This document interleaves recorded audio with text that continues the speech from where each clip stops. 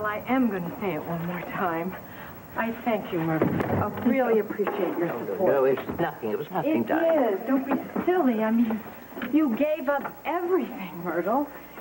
You flew to another state all so you could help me find my daughter's adoption papers. I'm just so sorry, you know, that, well, we didn't come home with something. Well, darling, you did find out a lot. You discovered a lot in Elsa today. I mean, you will find your daughter. You just keep at it. No, I'm not going to give up.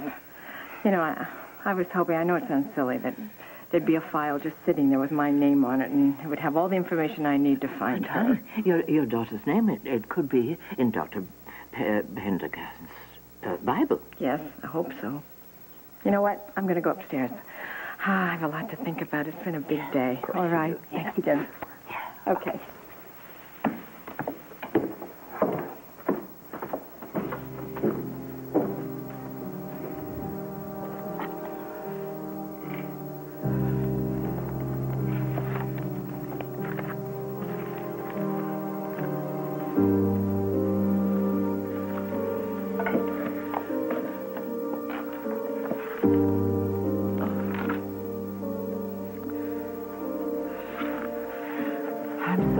Sorry, Ray, you didn't find your file, but I'm not sure how I feel about finding mine. Myrtle! Oh, you're here. Erica, Myrtle, do you know that you had your friends scared to death? Darling, I was just going to make a cup of tea. No, we have to talk first. About what? Myrtle, you didn't answer your phone all day? You never opened the boutique? I mean, Myrtle, I was really worried that something happened to you. Darling, I had to go out. I had to go out of town. Well, it certainly must have been very important. Opal told me that you never went to Jake and Jillian's wedding. Yes, I do regret that, but I had some personal business I had to see to. Myrtle, you are acting very strange. And what's that? What's that you're hiding behind your back? An inch and a half, not your neck like a twig. Do you have any idea how out of control you are? It's very dreadful. Shut up! What are you going to do? Break my neck in front of all these people? Alex! You all right?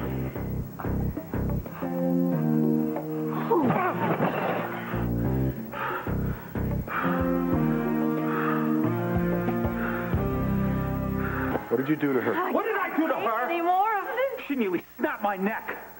I'm lucky she wasn't carrying a scalpel. You're too dangerous to be walking in public, Alex. Stop that now! I'm not the one you should be worried about, Edmund. What about our patients, huh? What happens when one of them look at her funny and sets off a bad reaction? Today, she readjusts someone else's windpipe. Now that is going to be the mother of all malpractice suits. And we can kiss the foundation goodbye.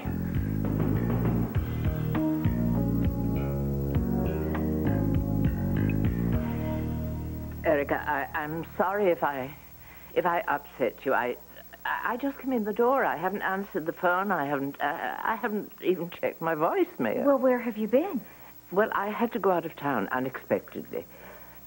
Out of town? Myrtle, that covers an awful lot of territory. What is that you're clutching? Erica, it is a personal matter, and I would like you to respect it. Myrtle, respect what? I really have no idea what it is you're talking about. But I can certainly see that you're very troubled by it. Let me help you. No, darling, you can't. It's just too late for all that. No, Myrtle, Myrtle, you're like a mother to me. Oh. Please, why don't you just tell me? You know that you feel much better once you do. I can't, darling. I can't. Myrtle, of course you can. What is it you're always telling me? That a secret loses all its power to hurt you once you open up and you talk about it with a friend. Erica, this is so hard. Myrtle, you listen to me. I love you. And nothing you could possibly tell me could ever change that. I thought all this was behind me. Oh, Myrtle, please talk to me. I just can't stand to think that something may be wrong in your life. And you know that I would never, never repeat anything you told me in confidence. I had a baby. Oh, Myrtle. Oh. When? Oh, it's so long ago. So long ago. I was a girl in the colony, and he was a young man who worked on the wire. And he was so handsome and so kind, so sweet and courteous to me. You know, when the audience went home at night, we used to sneak over to the Ferris and have a friend crank us up to the top. And we'd sit there and talk and laugh for hours.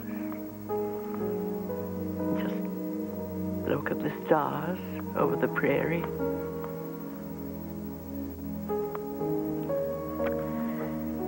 Well, the upshot was I got pregnant.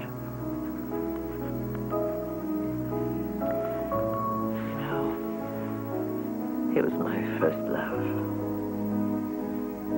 My first everything. You understand that? I do. So what happened? Well, he left the colony.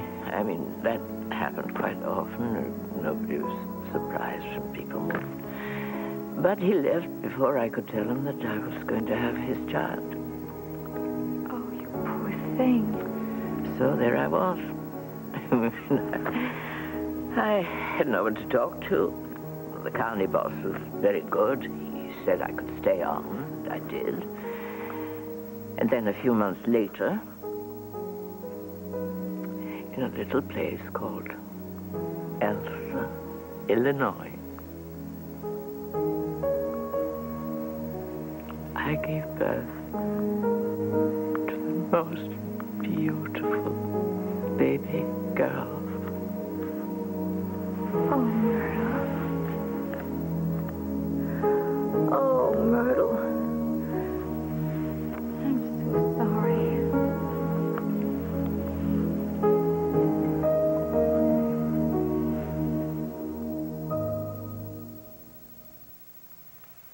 So, what happened then after the baby arrived? Well, I didn't know what to do. I mean, the only life I knew was the carny life, and, well, yes, not a life for a child. And I was really too young to know how to be a mother. So I finally figured out I'd better give the baby up for adoption. You did the right thing, Myrtle. Yeah. But why is this coming up in your life right now? Well, it's so strange.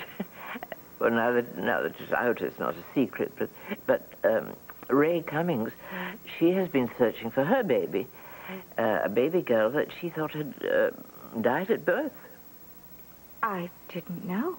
Yes, and her search took her to the Fanny Battle Home, where I had given up my baby in Elsa, Illinois. Is that where you were today? Yes, yes.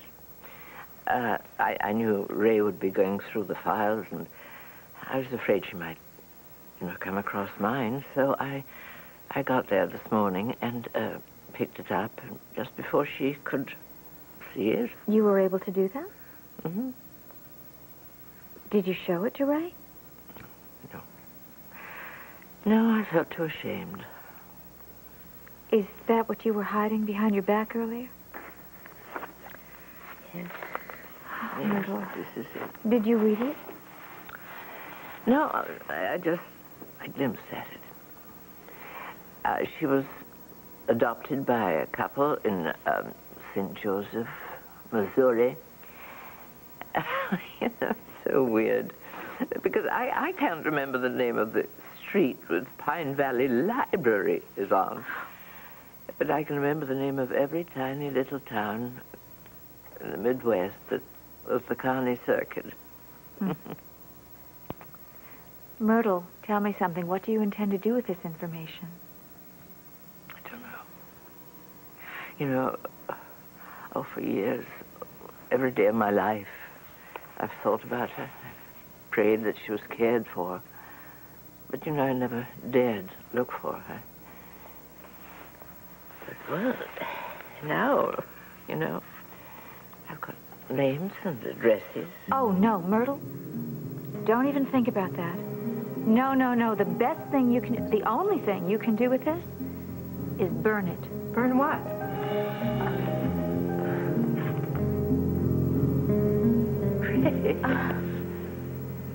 Okay. Well, you obviously had some kind of martial arts training. When? Why? I'm a well-educated woman. I'm a doctor, for God's sake. Why would I need to learn hand-to-hand combat? I don't know. I never had you pegged as a future ninja. What scares me is that I don't know when this violent side is going to come out. Okay, listen to me. It's only 2 times I've ever seen you lose it. One, there was a guy at a mall with a gun at your head. All right? The other time is with David Hayward. He pushes your buttons. It was just self-defense. Right. Yeah. David makes a sarcastic comment, and I come this close to putting him in a wheelchair for the rest of his life. Oh, yeah, that seems fair. Oh, I hate this feeling. I don't know how to control it. Let's get out of here. Let's go back home, okay? Talk about that. Yeah, I think I've done enough damage here for one night. Yeah.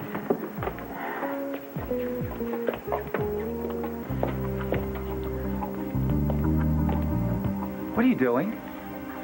David, you shouldn't speak up on people. Oh, I don't think you're in any position to be giving lessons in etiquette, Leo. This isn't what it looks like. Really? You know, for somebody who was practically raised in a hotel, you haven't learned very much, have you? What do you mean? Most of the doors are opened with cards nowadays. And even if they're not, you can't really peek through the keyhole anymore. I was just giving Myrtle some house cleaning advice. Well, as one of her boarders, I can tell you she keeps a very tidy ship. Oh, I know she does. The thing is, we're very alike, and we tend to hold on to things. And I think sometimes it's best just to let it go. Well, don't let me interrupt you guys. I just wanted a little tea. May I? Thank you, Myrtle. And you know what? Don't keep up too late. Myrtle and I had a big day today, didn't we? Okay. Erica, nice to see you. Thank you, you too. Good night. Night. Good night.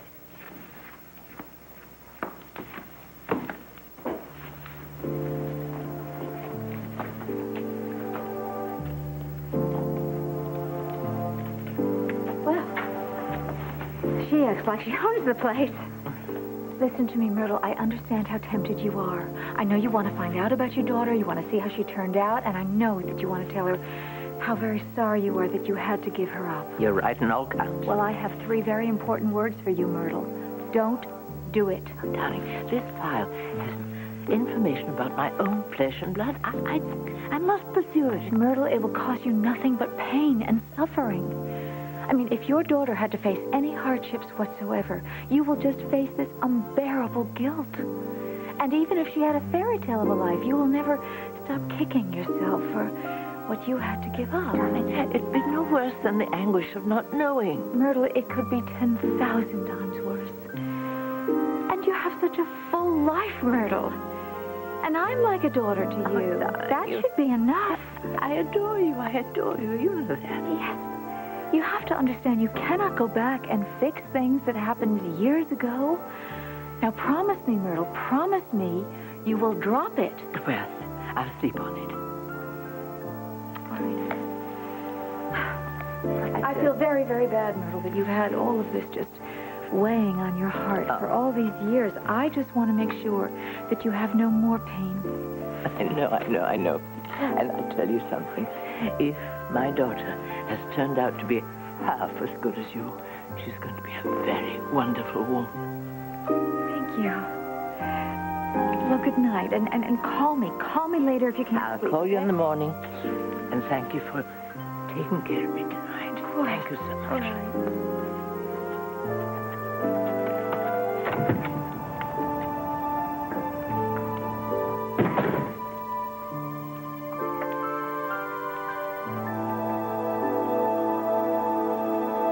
Okay. So there are some chapters missing from your life story. But I'm willing to bet they make for some interesting reading. Oh, I know you're trying to make me feel better. Once we sort out your past, things will be more manageable. Depends what's there, doesn't it? We find out the whole story, it won't be as scary. And we will find it out. I promise you.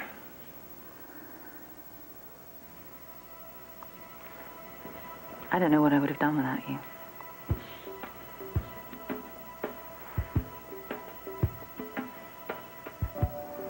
I don't want to be around your children anymore. You never hurt my kids. You never hurt any kids. Can't take that chance. Alex, I would trust you with anything. Anything. I know what you've been through. What we've been through together. I know you can handle this. How do you know that?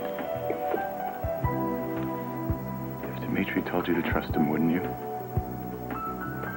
That's not fair. You're not Dimitri.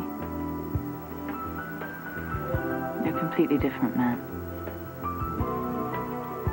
Yeah. That's right.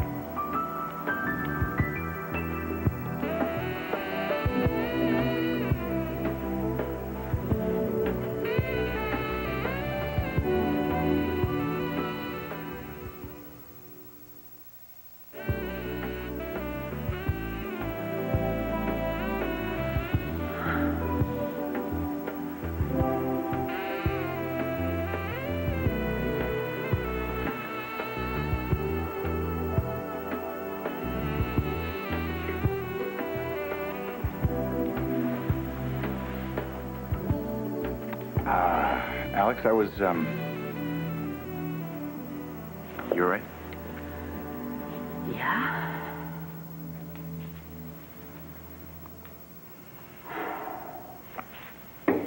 My timing is lousy, I'm sorry. Well, I didn't stop you. Did I? No, I guess at least you didn't kick me over the couch and toss me through the window. I threw myself at you and I lived to tell about it. It's an improvement, you know. Right. My baby brother. A common hotel room peeper. Don't be preposterous, David. I was looking for you. I was going to ask you for brunch tomorrow. I just couldn't remember your room number. So I was checking a few doors and listening to see if I could hear your voice. So this was just a random stop on your rounds? Absolutely. You have no idea who's in that room? I do not. Why don't we find out? Let it go, David. Alex, No, don't. Not now. Because? It's complicated, isn't it? Yeah. Oh. Sorry. Yeah. I'm trying to reach Dr. Alexandra Merrick. Yeah, this is she. This is Steve Ernst. I'm a writer for USA This Week. I just pulled a story off the wire service that says you single-handedly subdued a burglar at a shopping mall. Could I talk to you about that for a few minutes? No, no comment. What was that? The reporter. Oh, okay. Ah, All right, listen, I'll handle your calls, okay? Don't worry. No. You should go. I'm just gonna crawl into bed and pull the covers up, and I just want today, all of it, to be over. Unplug your phone. Good night. Good night.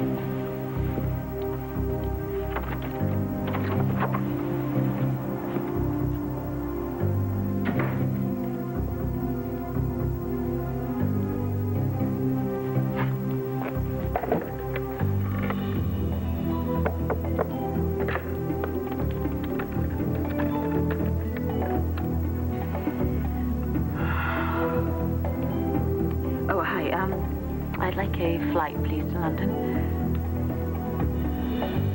No. One way.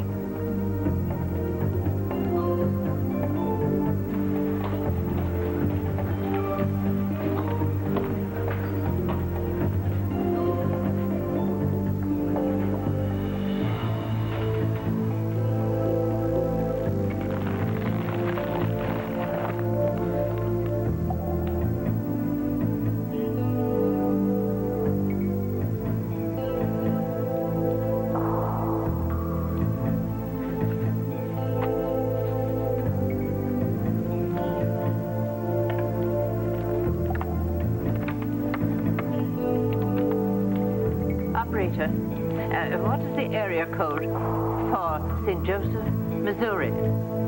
St. Joseph? Please, David, don't toy with me. Just go back to your room and I'll explain everything to you over brunch tomorrow, I promise.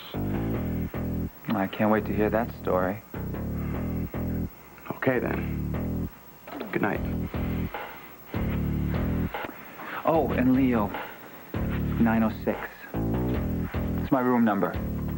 Now you don't have to put your ear to every door in the hotel. Good night.